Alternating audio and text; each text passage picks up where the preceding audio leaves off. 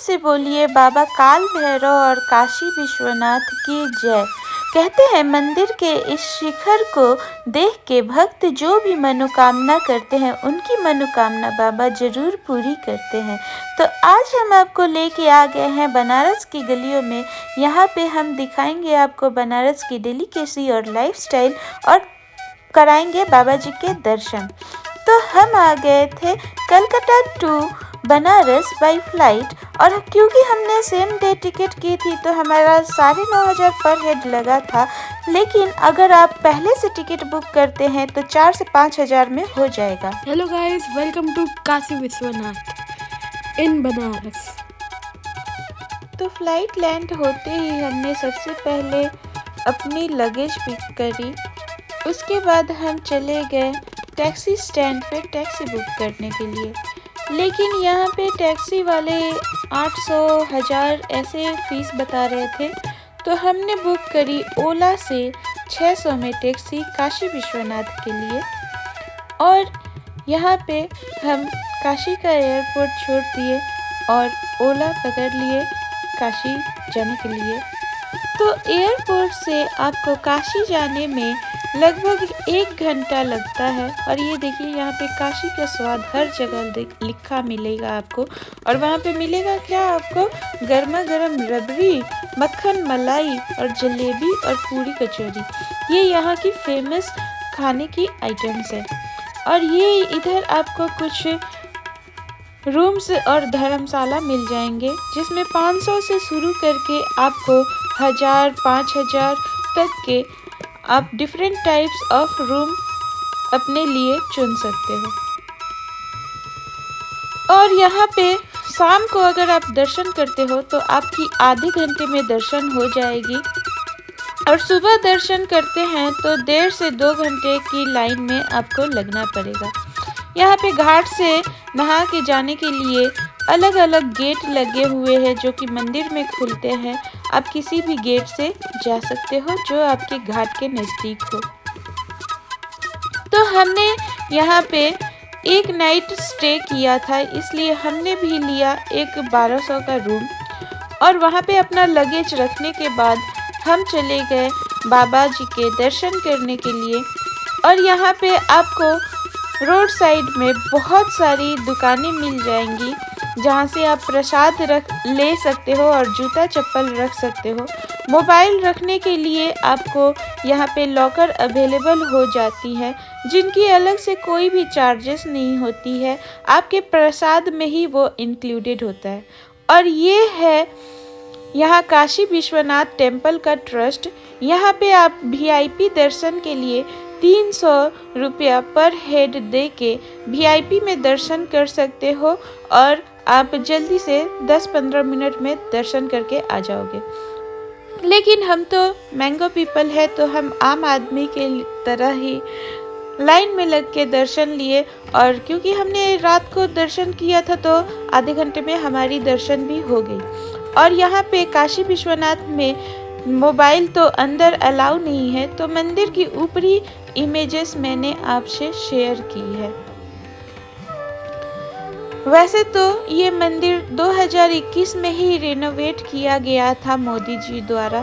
तो अभी यहाँ पे बहुत सुंदर आपको व्यवस्था हर चीज़ की मिल जाती है। और दर्शन करने के तुरंत बाद हमने किया डिनर में हमने लिया सबसे पहले रबड़ी और यहाँ की फेमस कचौरी, सब्जी और जलेबी जो कि बहुत ही टेस्टी था। और ये रबड़ी आपको बहुत ज़्यादा नहीं, सिर्फ 60 रुपये प्लेट मिलती है। और ये यहाँ की फेमस ये कचौरी है, इसके अंदर हींग वगैरह डले हुए होते हैं और थोड़ा अलग ही टेस्ट होता है। फिर से हमने खाई यहाँ की रबड़ी। फिर हम गए रात को घाट पे दर्शन करने। रात का ये 11 बजे का फुटेज हम आपको दिखा रहे हैं। बिल्कुल सुनसान हो चुका था, फिर भी यहाँ पे भीड़ है।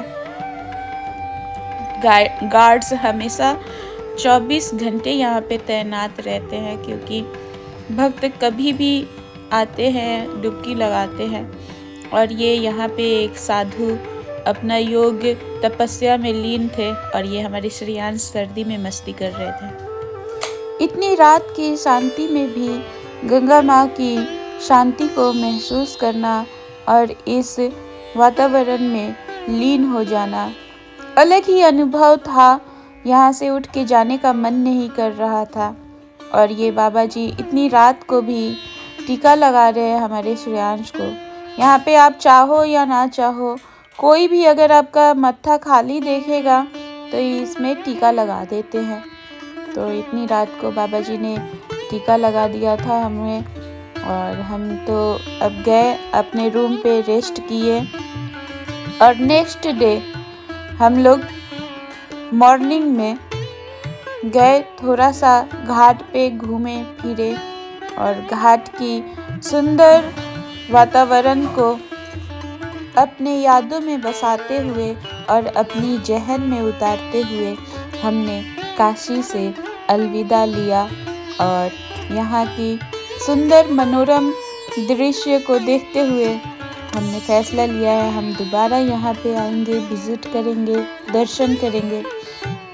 यहाँ पे प्रकृति से जुड़ने का आपको बहुत ही सुंदर अवसर मिलता है। मानव और प्रकृति का ये बहुत ही अद्भुत और सुंदर तालमेल है। और फिर सुबह सुबह हम नाश्ता करके यहाँ से दोबारा वही सेम पूरी, कचौरी, जलेबी, रबड़ी खाने के बाद हम लोग चल दिए काल भैरवनाथ के मंदिर में।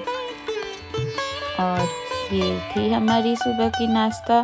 और ये फिर से मक्खन मलाई खा पी के हम लोग काल भैरवनाथ जी का दर्शन करने गए।